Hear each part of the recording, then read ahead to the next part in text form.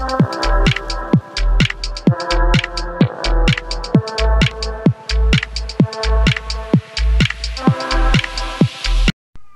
वालेकुम फ्रेंड्स, मैं हूं आपका chef Mohammad Sami. Welcome to Foodland. आज जो मैं रेसिपी आपके साथ शेयर कर रहा हूं वो है आलू मटर पुलाव की। बहुत ही डिफरेंट, बहुत ही यूनिक स्टाइल से मैं बनाऊंगा। इसके स्पाइसेस बहुत अच्छे हैं। चलें स्टार्ट करते हैं। जी तो फ्रेंड्स, इसके लिए जो स्पाइसेस मुझे ज़रूरत है, जो ज़रूरत है वो मैं आपको बताता हूँ। ये रेड चिली है, सुर्ख मिर्च 2 टेबल स्पून है, ये गर्म मसाला है 1.5 टेबल स्पून है, 1.5 टेबल स्पून। ये हल्दी है, टीस्पून है, ये हमारे पास 1 टीस्पून है। खुश्क धनिया ये 2 टेबल स्पून है। ये मेरे पास ज़ीरा है 1 टेबल स्पून। नमक हस्बे जायका ले लें आप। ये मेरे पास चिकन पाउडर है, आप यूज़ करना चाहें तो कर सकते हैं। इसका फ्लेवर बहुत अच्छा आता है, इसलिए मैं यूज़ कर रहा हूँ 1 टेबल स्पून। अदरक लहसुन का पेस्ट है मेरे पास 2 टेबल स्पून।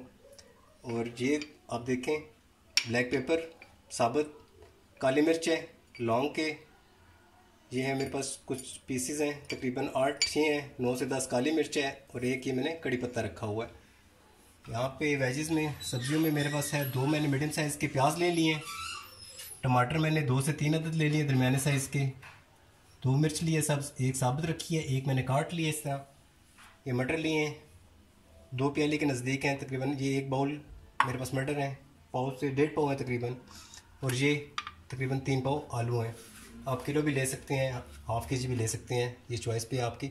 और ये मेरे पास कुकिंग ऑयल है, नॉर्मल कुकिंग ऑयल जो होता है वो वाला है।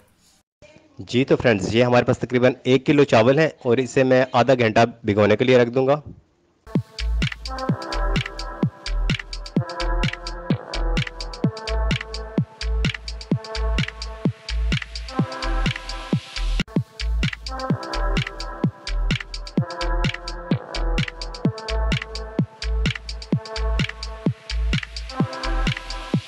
तो चलें स्टार्ट करते हैं।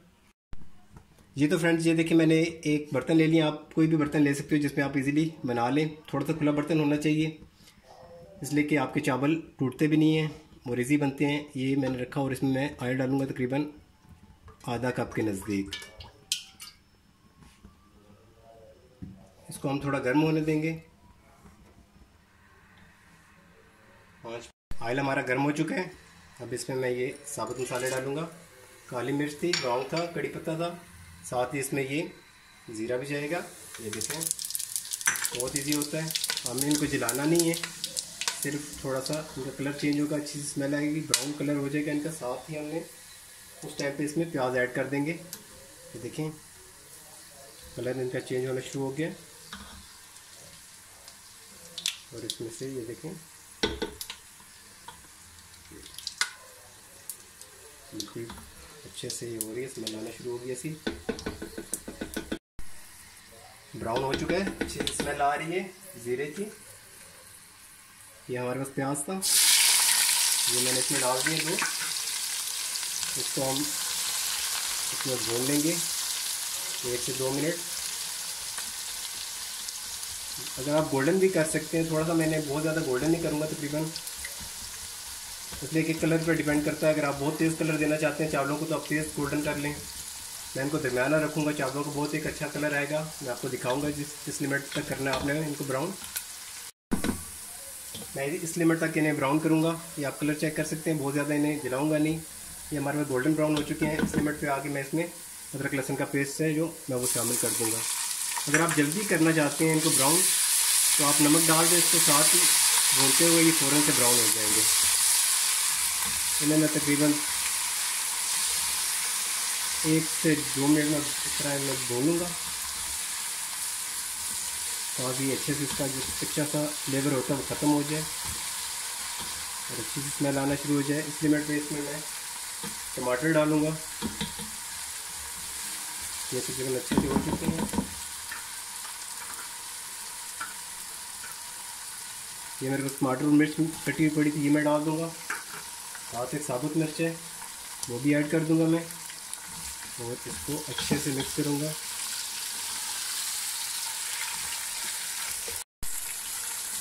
ये देखिए मैंने इसे अच्छे से मिक्स कर दिया है।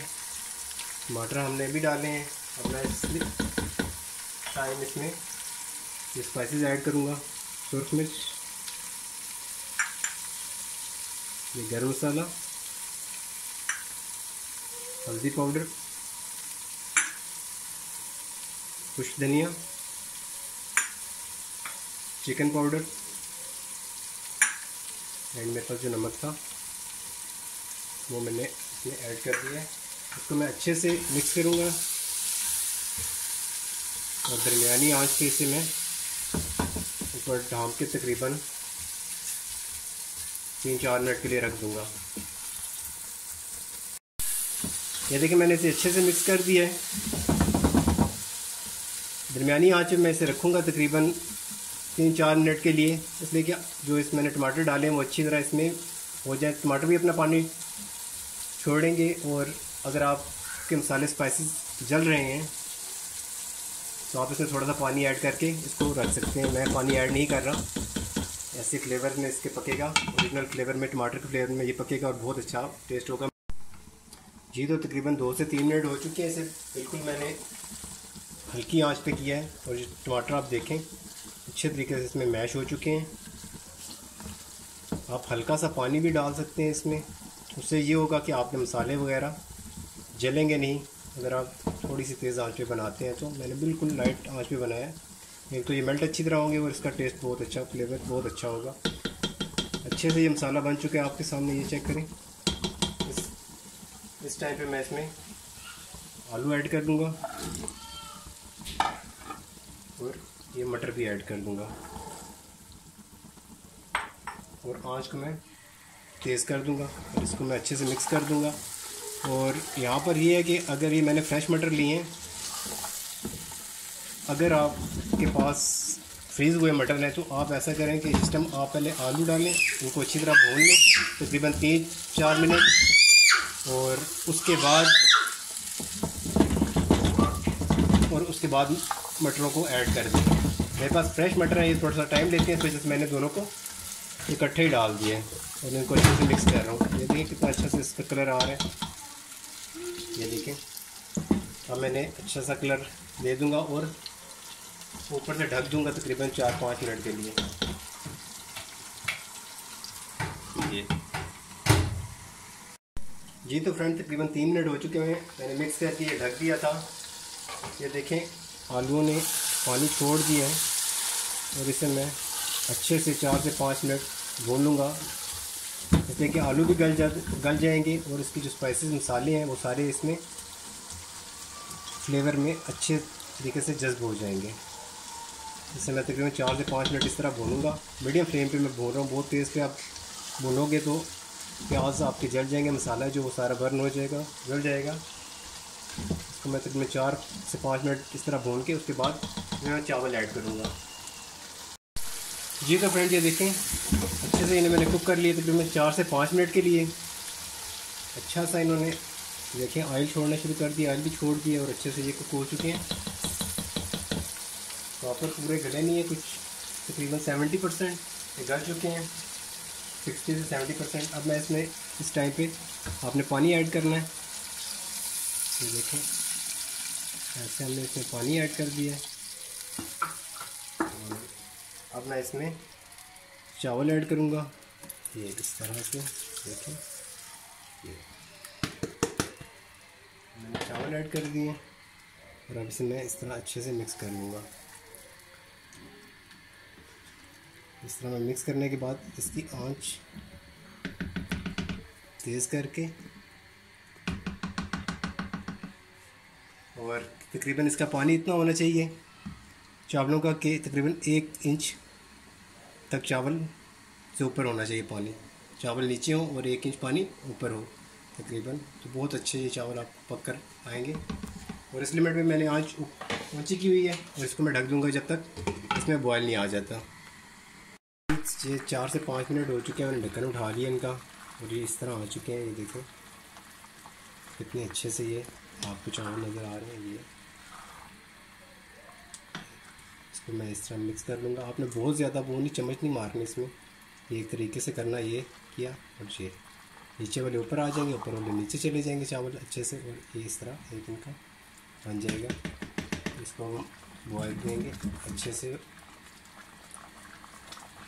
ऊपर हम इसके ढक्कन रख देंगे दोबारा से। इस तरह ये बॉयल होते रहेंगे, इसमें बबल्स आ रहे हैं, ये ऐसे ही आते रहेंगे। जब इसका पानी कम हो जाएगा थोड़ा सा तो हम इसको दम पर रख देंगे। देखते हैं हम कंडीशन, ये देखें खूबसूरत। पानी इनका तकरीबन खुश्क हो चुका है, हल्का सा नीचे इसमें पानी है। इस टाइम पे हम इस पर दम लगाएंगे। और दम हम कैसे लगाएंगे वो मैं आपको बताता हूँ जी। तो इसको इस तरह ढक्कन को रखेंगे और आंच इसकी बिल्कुल लाइट कर देंगे, ना होने के बराबर। यहाँ पर इसे तकरीबन 14 से 15 मिनट के लिए छोड़ देंगे जी। तो फ्रेंड्स तकरीबन 14 मिनट हो चुके हैं। अब मैंने ढक्कन इसका उठाता हूँ।